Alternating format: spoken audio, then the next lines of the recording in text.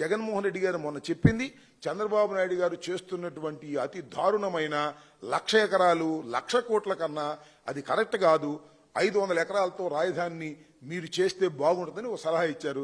ఆ సలహా మేము పాటించము, గంగలోనే దూగుతాము, లేదా కొండవీటి వాగులోనే దూగుతాము, లేదా ఈ గుంటలోనే రాజధాని పెడతాము, ఈ గుంటలోనే 1,000 కోట్లు 1,00,000 కోట్లు ఖర్చు పెడతామంటే ఆయన కర్మ.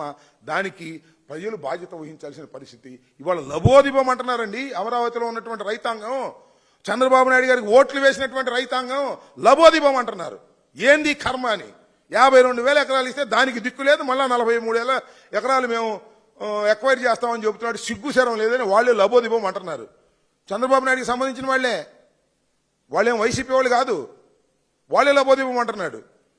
వాళ్ళు ఏడుపులు కొట్టుకుపోతాడు చంద్రబాబు నాయుడు, గుర్తుపెట్టుకోమని మనం చేస్తున్నా.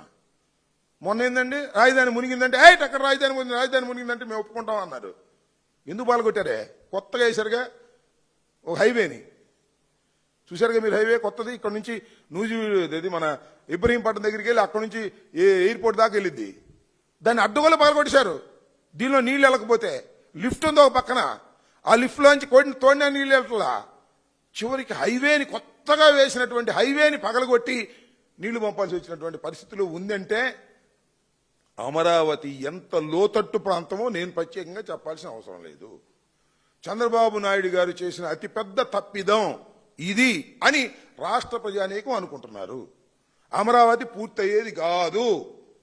ఈ 3.5 సంవత్సరాలు కాదు, 30 సంవత్సరాలైనా అమరావతి పూర్తి కాదు.